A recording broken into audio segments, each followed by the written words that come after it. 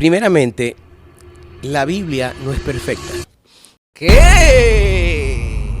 Hay una teología que se conoce como cesacionismo. Es una teología que plantea que ya Dios no hace nada. O sea, ya Dios no hace milagros, los profetas son irrelevantes, ya Dios hizo lo que iba a hacer para inspirar la Biblia y ya como tenemos la Biblia, ya no necesitamos ni más profeta, ni más milagro, ni más nada de eso. Uno de los versículos principales que se usa para afirmar esta teología de cesacionista es cuando el apóstol Pablo dice, en parte conocemos y en parte profetizamos, más cuando llegue lo perfecto, lo que es en parte, ya no lo vamos a necesitar. Ellos entienden que lo perfecto es la Biblia. ¿Cuál es tu opinión sobre el cesacionismo? Voy a decir algo que, ay Dios mío, lo digo. Tiene que decirlo porque esto es picante pero edificante. Te va a causar mucho problema. Ya yo tengo demasiado. El que comienza su premisa basado en la perfección de la Biblia, ya comenzó mal. ¿Cuántas versiones de la Biblia hay? Muchísimas. Demasiados. En su esencia original, la Biblia es perfecta. Yo diría el espíritu de la Biblia, que es la palabra de Dios. Eso, que es la palabra de Dios. Que es el mensaje divino. Es perfecto. Es perfecto. Pero el texto, el grafo, ni es santo, ni es sagrado, ni es perfecto. Eso es la realidad. Voy a hablar de la Reina Valera. Ese hombre y esa mujer que estuvieron envueltos en esa traducción bíblica, no les voy a decir mucho. Hagan su investigación para que vean el tipo de personas que eran y las cosas como manipularon ellos la traducción del verso. Obviamente yo respeto y leo y estudio, pero yo estudio desde la perspectiva correcta y entiendo que hay cosas que esa versión no está correcta. Por lo tanto, entonces me gusta siempre ir al original. Y si te pones a comparar nueva traducción viviente, nueva versión internacional, Reina Valera 95, Reina Valera 60, Reina Valera antigua, te vas a dar cuenta que hay muchas cosas que realmente se contradicen.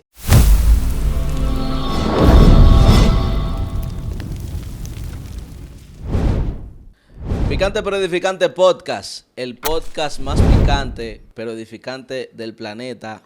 Últimos episodios de este podcast tan bonito, tan maravilloso y de tanta bendición. Y hoy yo tengo un contenido esperado. Yo tengo un podcast, una conversación esperada, porque voy a conversar con uno de los ministros más icónicos de los últimos 20 años. En todo lo que tiene que ver con la predicación itinerante, el ministerio apostólico, profético, como ustedes lo quieran ver. Se ha destacado bastante por un don especial que ha recibido de parte del Señor, conocido como el don de ciencias. Vamos a indagar un poquito más sobre en qué consiste este don. Ha tenido diferentes participaciones. Yo recuerdo que de adolescente veía videos en diferentes cruzadas y diferentes lugares de él, orando por los enfermos, profetizando. Y para mí fue de mucha motivación ver las cosas que hacía Dios a través de su vida. A la misma vez, controvertido también, controvertido. Muchas situaciones que de una u otra forma nos hacen hacernos muchas preguntas. Y hoy lo tenemos aquí con nosotros. Él comenzó un ministerio, dándole continuidad al ministerio de su padre llamado Nueva Generación, ¿verdad que sí?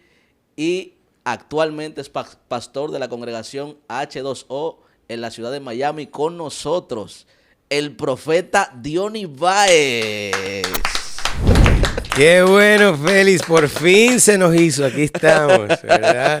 Profeta, muchas bendiciones, ¿cómo está? ¿Cómo se siente? Lindo, contento de conocerte en persona por primera vez, y ya esto es algo que quizás se debió haber dado hace tiempo. ¿Verdad? Pero Dios tiene todas las cosas en su momento y en su calendario. Qué bueno estar aquí, gracias. Así es, profeta, le agradezco que usted haya venido. Sé que ha tenido compromisos aquí en el país.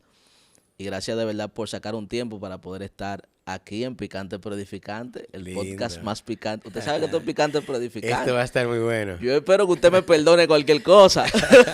Yo te pongo las manos después, no te preocupes. Después te ministro.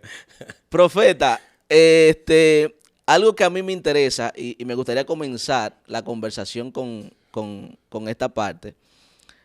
El tema de los dones espirituales siempre ha sido un tema muy controvertido en nuestra comunidad de personas creyentes, de personas que se consideran cristianos, seguidores de Jesús, etcétera, etcétera. Me imagino que en diferentes contenidos o entrevistas usted ha tenido ya la oportunidad de explicar de qué manera usted recibió ese don, todo eso. Pero lo que a mí me interesa saber, es, wow, es en el momento en el cual usted comienza a ejercer su ministerio con su don, ¿cuáles fueron los desafíos a nivel interno? Porque yo me imagino que hay una conversación interna, por ejemplo, tú estás escuchando en tu mente una voz de algo, estás viendo algo y tú tienes que decírselo a otra gente y tú sabes que tú no sabes qué va a generar eso, si va a generar aceptación o rechazo. ¿Cómo usted lidió en esos inicios con esas conversaciones internas de Dios me está mostrando esto, tengo que decírselo a fulano, pero no sé si debo o no debo? Mira, es una pregunta muy interesante la que estás haciendo y te voy a dar una primicia Sí, que entre miles de entrevistas nunca he hablado, nunca he dicho, porque me hiciste pensar hace un momento cuando dijiste un hombre muy usado en el don de ciencia, ¿no? Y sí, hay algo muy interesante allí que contesta también tu pregunta y es que yo creo que yo no soy muy usado en el don de ciencia y la gente lo ve así, pero am, obviamente cuando yo voy analizando toda mi vida me doy cuenta que realmente mi don más prominente no es la ciencia, sino es más bien un don de fe, don de fe. un don de fe. Ok, Entonces la Biblia habla del don de fe, sí, pero a veces no se habla mucho del don de fe. De hecho, la gente no conoce el don de fe. mm, Pero por el don de fe realmente es que después de todo ese estudio introspectivo que he tenido en mi vida, me he dado cuenta que Dios ha hecho lo que ha hecho en mí, porque inicialmente, para responder tu pregunta, realmente nunca fue algo de que Dios me dijo algo y cómo lo voy a manejar, ok, sino más bien algo en la cual he creído en mi espíritu y lo he declarado. ok, Y sí, Dios me ha apoyado en eso. Es como cuando dice, después de todo el suceso de Samuel, el profeta Samuel, cuando era tan solo un niño, y Elí, que comienza a crecer, la Biblia dice que Samuel creció y Jehová estaba con él. Y sí, dice, y no dejó caer a tierra ninguna de sus palabras. sí, De sus palabras. Está hablando de las palabras de Samuel. ujú, No está hablando de las palabras de Dios. Eso es algo muy interesante allí porque es como que Dios toma las palabras, lo que sea que ujú. Samuel haya declarado, y le pone una estampa, le pone un sello y dice, Samuel, si tú lo declaraste, yo lo voy a manifestar, yo lo voy a hacer. Y es un poquito obviamente controversial y algunas personas no lo entienden, pero realmente desde el principio de mi ministerio fue algo más de fe que de otra cosa. Yo estoy 100% de acuerdo con eso. Incluso para mí, yo creo que esa es la experiencia de a lo que la gente le llama lo profético hoy en día. Yo conversaba con una persona que me decía, un profeta me profetizó esto y me dijo que me pasó esto, que yo perdí este dinero, pero que recuperaría tal cantidad de dinero y en tal tiempo y así, así, así, así.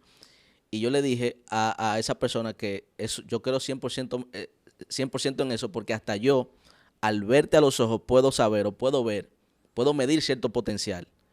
Y una declaración mía puede poner tu intención en algo y Dios respaldar esa intención y tú producir un resultado.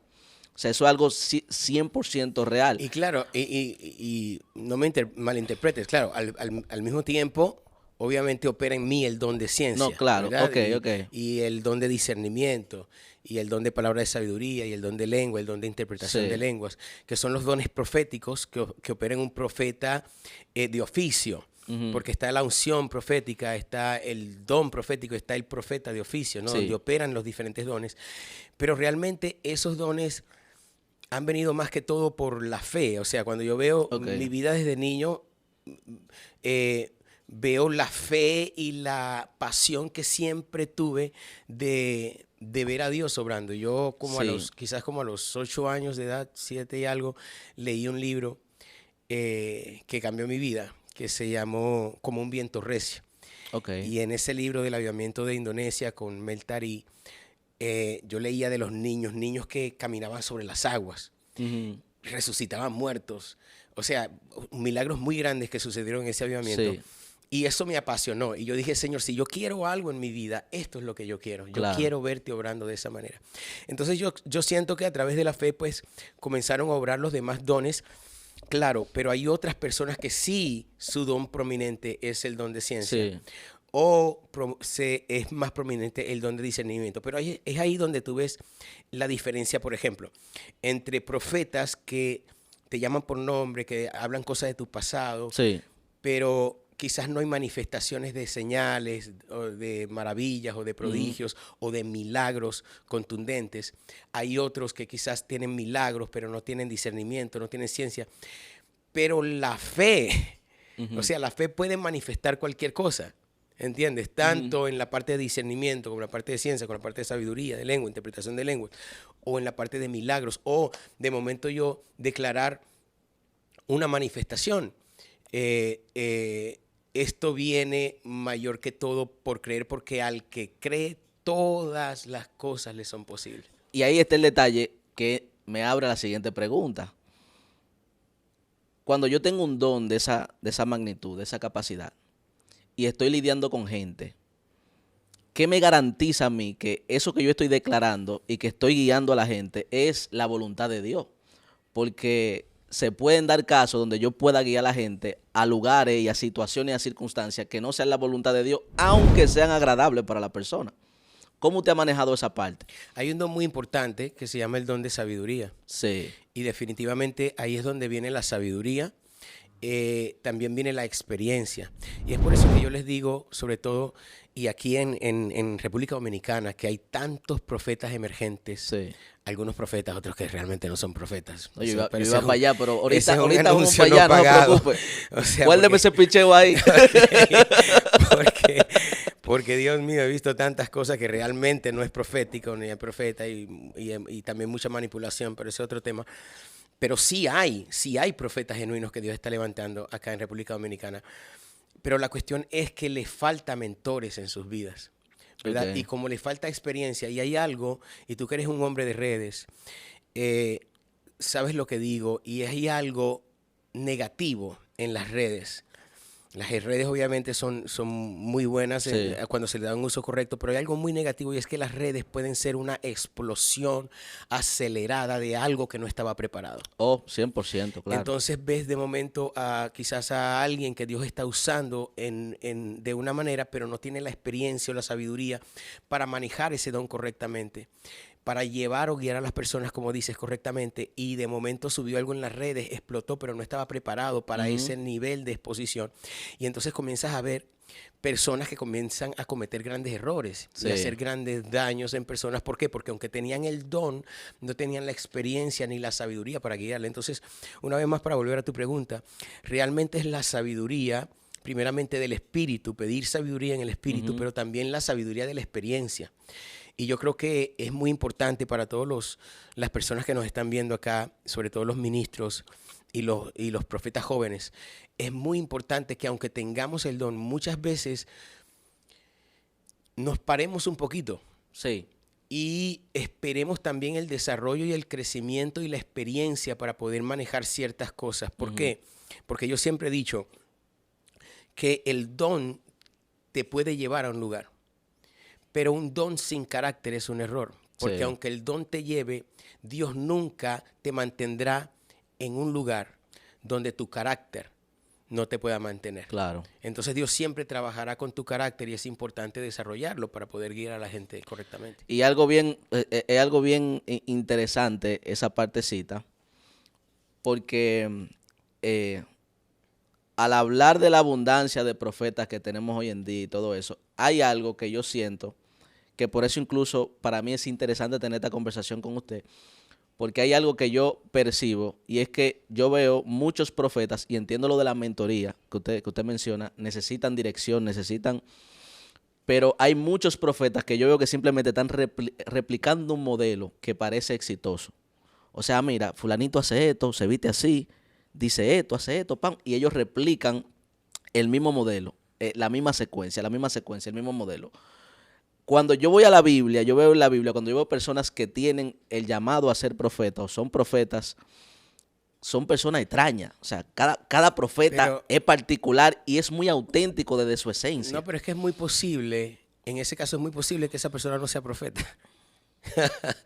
O sea, es muy probable, es altamente probable. Tienes más de un 90% de probabilidad que esa persona no es profeta. El profeta, lo primero que tú distingues del profeta es que hay algo muy único y muy diferente. Eso es uno de los primeros rasgos más. Sí. Que por eso es que los profetas genuinos Sí. son tan criticados. Porque se visten muy diferente. Son hablan raros, diferente. son gente rara. Bueno, raros porque la gente no está acostumbrada quizás a algo, pero es su Exacto. naturaleza. O sea, Por no ejemplo, es raro para él. cuando la Biblia me describe a mí, a Juan el Bautista, con su vestimenta y con lo que comía, ¿tú sabes a quién yo estoy viendo? A un homeless de ahí, de los metros de Nueva York. A un loco Es en, un en loco. el desierto, claro. Es un loco. Que claro. tú me estás hablando de un loco, pero ese tipo fue el que vino a abrir el camino Claro. para el advenimiento del Mesías. Claro.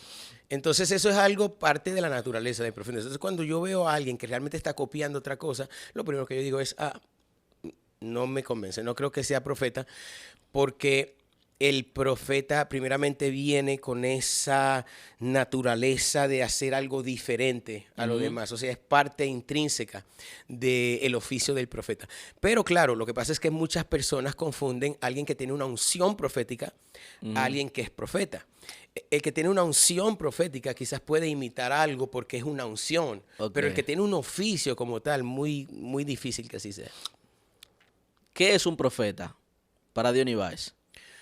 Un profeta es alguien que claramente manifiesta la voz de Dios en la tierra.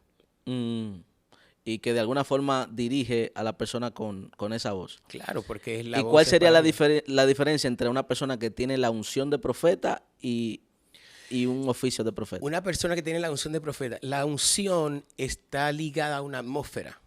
Ok. ¿Ves? O sea, hay una tremenda atmósfera, baja una unción. Te pongo, por ejemplo, Samuel. Samuel se le pierden las asnas del papá, lo mandan a buscarlas, no la encuentra, le dice al criado, vamos, el criado le dice, no, hay profeta en esta ciudad, vamos a Sí. verlo, agarra una ofrenda, llega el profeta.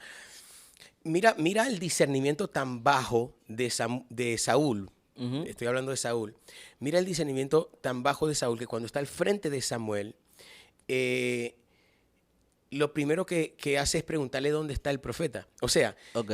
Samuel tenía cabello largo de profeta, era nazareo, tenía vestimenta de profeta, y él no pudo discernir primeramente que era Samuel el profeta, ni siquiera por cómo estaba vestido, así que él no tenía ningún discernimiento. Sin Sí. embargo, Samuel le dice dónde están las asnas y le dice que suba a su casa. Suben, hay 30 profetas en la mesa, todo es profético, tiene pan, vino, carne, comen, y le dice, hoy profetizarás. Cuando él baja en la atmósfera de los profetas, 30 profetas que estaban en la mesa, que es número de madurez Sí. profética, o sea, hubo una aceleración por la atmósfera. Cuando él baja, él comienza a profetizar y profetiza, o sea, al punto. De tal manera que la gente dice, oye, pero espérate, Saúl entre los profetas. ¿Por qué? Porque a Saúl se le manifiesta una unción profética.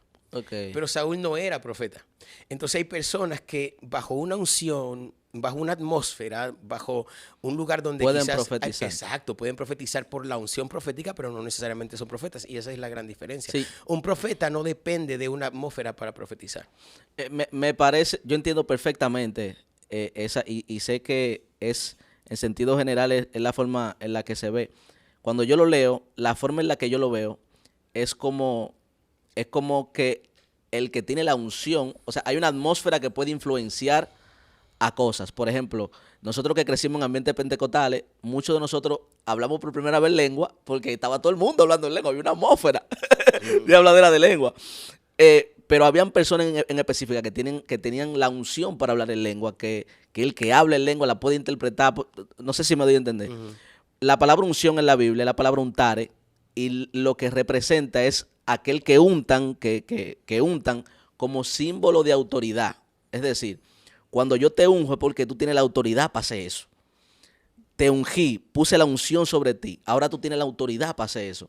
Y ahí es que viene también la parte que hago mucho énfasis en eso, de que cuando el profeta tiene la unción de profeta, puede ser peligroso. Porque, por ejemplo, un profeta en la Biblia, Elías, que dice que por mi palabra esto no va a pasar. O sea, Dios puede, pero por mi palabra esto no va a pasar. ¿Cómo se maneja una situación de ese nivel? Bueno, alguien que tiene una unción profética normalmente no va a tener esa autoridad. No va a tener esa autoridad, o sea, no va a tener la autoridad de decir por mi palabra esto va a suceder porque no es profeta de oficio. Sí. Una vez más, volvamos a la unción. La unción es la habilidad de Dios dada al hombre para hacer el trabajo de Dios en la tierra. Eso realmente es la unción. Sí. Entonces, la unción, mira, nadie está ungido 24 horas al día. Nadie, o sea, no hay nadie que camine ungido todo el tiempo. ¿Me entiendes? La unción es algo que baja, la unción es algo que desciende, es algo que se manifiesta en diferentes tiempos. Sí. Esa es la gran diferencia entre una unción profética, alguien que tiene una unción profética y otro que es profeta de oficio. Entonces, alguien que diga por mi palabra tal cosa, pero la unción no se ha manifestado o no ha sido mostrado por Dios, Sí. esa palabra no tiene valor, no tiene peso en el mundo espiritual. Sí. Sin embargo, el profeta de oficio, la diferencia es que es profeta todo el tiempo. Ya. ¿Ves? Alguien te puede profetizar en una atmósfera, porque la atmósfera está cargada, la duración está tremenda. Es por eso que la gente me dice, ¿en dónde es que Dios te usa más, profeta? ¿En qué país Dios te usa más? Ellos que creen que yo le voy a decir en Haití, creen que yo le voy a decir en África, Sí. ¿tú sabes?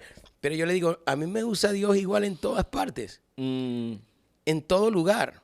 Me usa cuando hay 5 y me usa cuando hay 50,000. Sí. O sea, me usa en Haití, me usa en Europa, donde hay poca manifestación. ¿Por qué? Ahí es donde tú vienes y ves, por ejemplo, la unción es un termómetro. El oficio es un termostato. Ok. ¿Ves? Okay. El termómetro te mide la atmósfera y es influenciado por la atmósfera. Ok. El termostato cambia el clima, cambia la atmósfera. Tú le pones al termostato cuánto debe ser y así es. Entonces, es el oficio, ¿ves? Por lo tanto, yo no estoy atado a si la atmósfera está buena o no está buena, si hay buena duración, si hay mucha gente, si no hay mucha gente. Porque el profeta viene con el oficio en la naturaleza de quién es él. Y esa es la gran diferencia de los dos. Ok, tremendo. Hay algo que a mí me llama mucho la atención de su ministerio y es a la edad tan joven en la cual usted comenzó a hacer cosas para Dios. Incluso en el momento en el cual usted salió, yo recuerdo que a mí me llamaba la atención que usted se ponía como unos sacos, se los recortaba, Sí. se ponía unos Converse. En ese tiempo... La corbata, ¿te acuerdas de las corbatas? Sí, eran una corbata. Una Entonces, corbata grandísima. sí, y con gordote, el cosa Sí, gordísimo, claro, así. Claro. ¿Cómo usted pudo? Porque yo digo que una de las cosas que más ha detenido el crecimiento de los ministerios es ese temor que tienen a las expectativas de los sectores religiosos.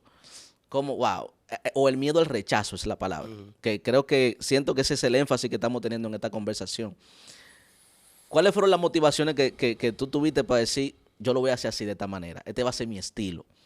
La verdad es que ni siquiera hubo una motivación, o sea, ni Sí. siquiera hubo una conversación interna. Es quien yo soy, o sea. Exacto. Y volvemos otra vez al tema sí. de muchas veces quien es profeta, ¿ves? O sea, el profeta es así de naturaleza, no es algo ni siquiera que tú puedes controlar. Sí. Yo voy a ser siempre diferente porque es algo que yo soy, ¿no? Voy a vestir diferente, voy a verme diferente. Y la gente obviamente no lo va a entender, no lo va a criticar y es parte del ministerio profético. Pero en aquel entonces es algo que... ¿Y sabes qué es lo bonito? Primeramente es algo que yo amé, o sea, en ese tiempo, como hoy amo muchas cosas que hago y de la manera en que me he visto hoy. Sí. Pero también influencié a muchísimos jóvenes Sí. del momento. Sí, real. Yo iba a todo lugar y los jóvenes se ponían la corbatita hasta aquí Sí. y la cosa bien grande acá arriba y el saco hasta acá. Sí. Y pues eso también pues me bendijo porque se sentía que había una influencia. En cuanto a la crítica, pues mira, realmente yo creo que por eso es que el Señor me llamó a esto. Porque y yo comencé, yendo a lo que comentabas ahorita, que comencé muy joven, comencé a predicar a los 8 años, imagínate. Wow. A los 19 me dediqué a tiempo completo. al ministerio después que me gradué de la Sí. escuela superior. Entonces ha llovido bastante. Y comencé muy joven. Y una de las cosas que realmente poco me afectaba en ese tiempo, poco, Ujú. ahora no me afecta para nada.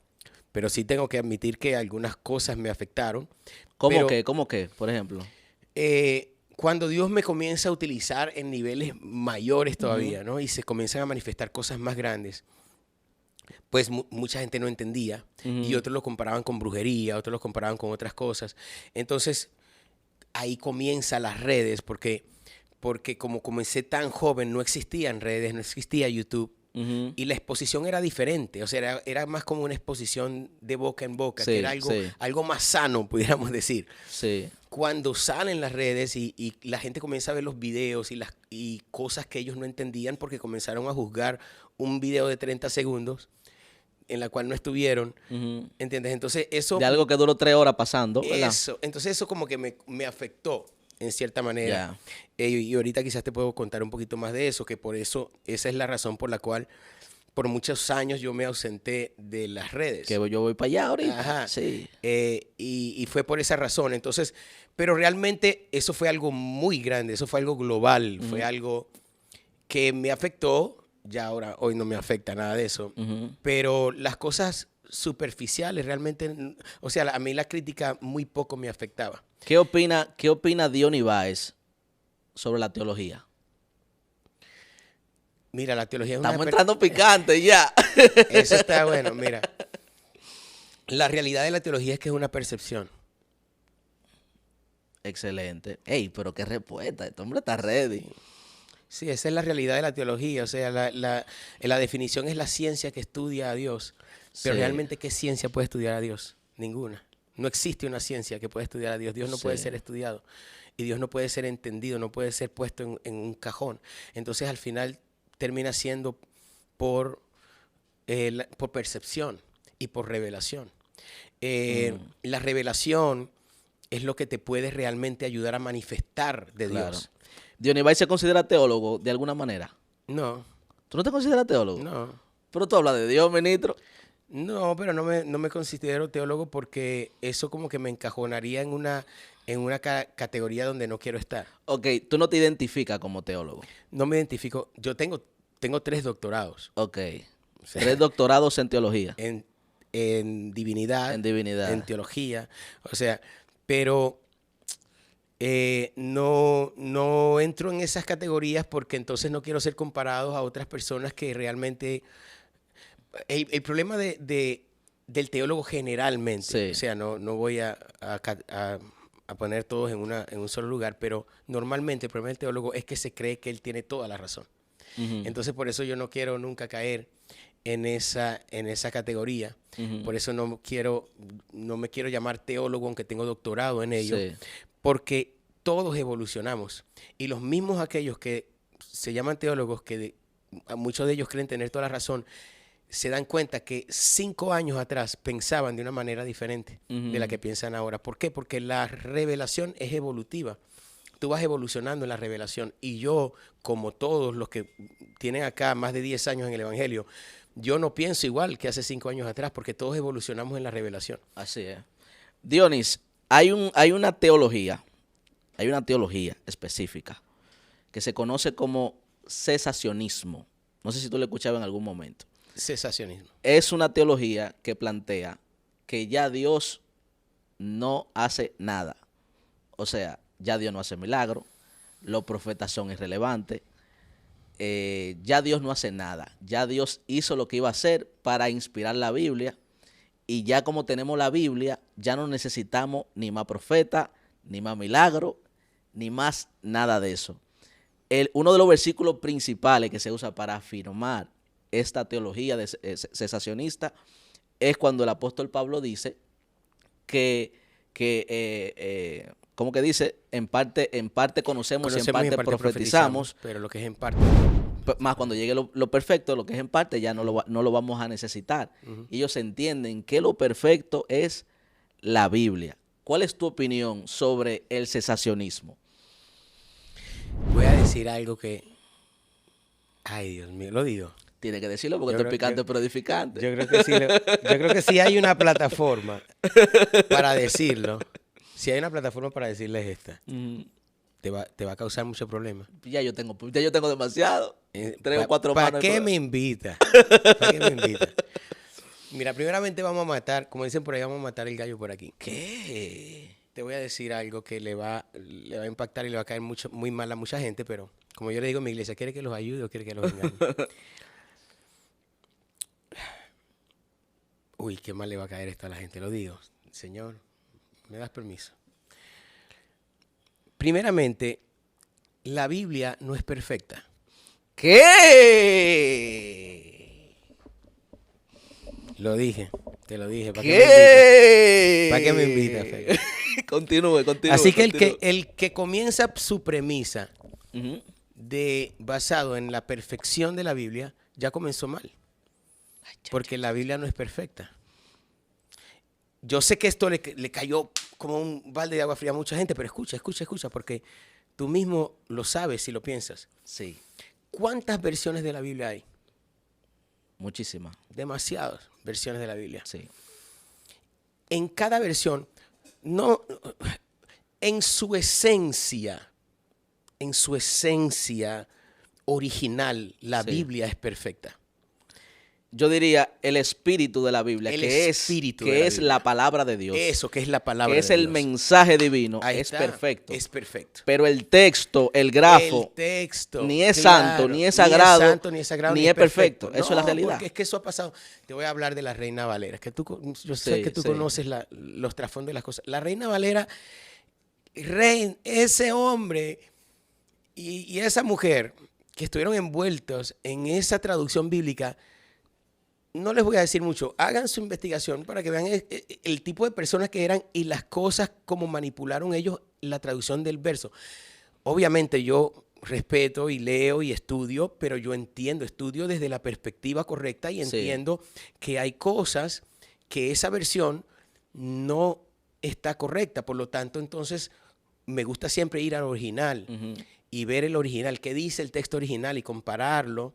Hoy que tenemos todas las habilidades de traducciones, diferentes traducciones, y de ir al original y de preguntar, por ejemplo, en diferentes aplicaciones, el texto original yo comparo y entonces te vas a dar cuenta que, wow, ok, entonces realmente no dice como está escrito acá. Sí. Y si te pones a comparar Nueva Traducción Viviente, Nueva Versión Internacional, Reina Valera 95, Reina Valera 60, Sí. Reina Valera Antigua, te vas a dar cuenta que hay muchas cosas que realmente se contradicen. Pero la dificultad que nosotros tenemos ahí, Dionis, es el hecho de que la Biblia, primero, es un libro sumamente antiguo. Ha sido revisado demasiadas veces. O sea, hay demasiada gente envuelta. Cuando tú te sientes tu día, hay de 3.500 a 5.000 personas en todo el proceso de gestación de la Biblia. Exacto. Hasta como Por la tenemos hoy en favor, día. seamos...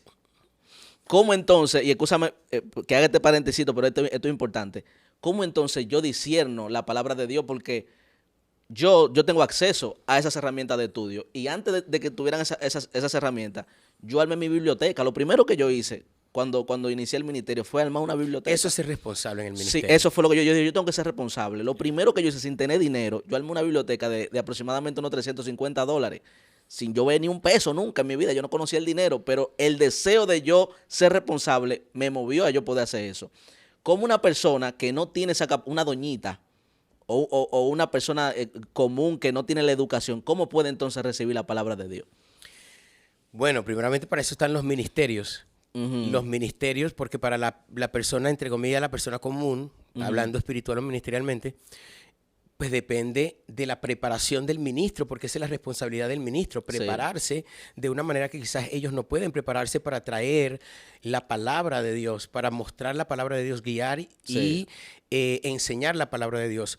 Pero para los ministros que están ahí afuera, tenemos que entender, y yo sé que muchos lo entienden, que tenemos que estudiar profundamente los textos y los textos originales y comparar y ver diferentes versiones, qué realmente Dios está diciendo. Y a través de esa premisa, entonces, comenzar, y obviamente el discernimiento va a venir a través de... Ahora sí, continúa la partecita que es muy importante lo que usted está diciendo, que la Biblia no es perfecta. Te quedaste en la parte de la traducción Muy bien, de Reina entonces, Valera. ok, entonces vamos a volver a tu pregunta. No sé si, Sí. si eso es lo que te refieres. Sí. Primeramente, o sea, tenemos que entender esa parte, porque esta teología parte de esa premisa. Ujú. Segundo, ya ahí matamos de que lo perfecto es el texto, porque lo perfecto no puede ser el texto. El mensaje. El mensaje. El del- mensaje el es querigma. perfecto, pero obviamente no está hablando de eso Sí. el texto, está hablando acerca de la perfección de los santos. Exacto, la madurez. La madurez de los santos, El varón perfecto. lo cual no ha llegado todavía. Ujú. Obviamente eso va a llegar en el momento en el cual la iglesia sea levantada, pero hasta que llegue ese momento, es el momento en el cual estemos con el Señor, pero Sí. ninguno de nosotros tenemos una perfección absoluta si no es por fe. Dice la Biblia que es por fe, y que es la fe, la certeza de lo que se espera, es la Sí. convicción de lo que no se ve. Entonces es algo que creemos y que realmente no estamos viendo en nosotros.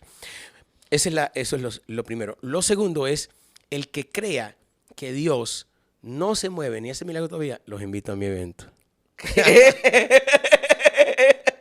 Confronteo y de todo. Los invito a una de mis cruzadas para que vean paralíticos que nunca han caminando, para que vean ciegos que nunca han visto viendo, para que... ayer acabo de terminar una cruzada. Ayer, ¿qué día es hoy? Sí. Ayer acabamos de terminar un evento profético donde el Señor, una muchacha que no podía ver, Ujú. le devolvió la vista por primera vez después de varios años. Sí. Entonces, y muchos otros milagros, obviamente Dios hablando, es impresionante como Dios habla, los detalles de las personas y da la palabra del direccionamiento que tienen que tomar. Las personas que no crean que Dios se mueve todavía, fácil, vengan a uno de nuestros eventos y vean lo que Dios hace.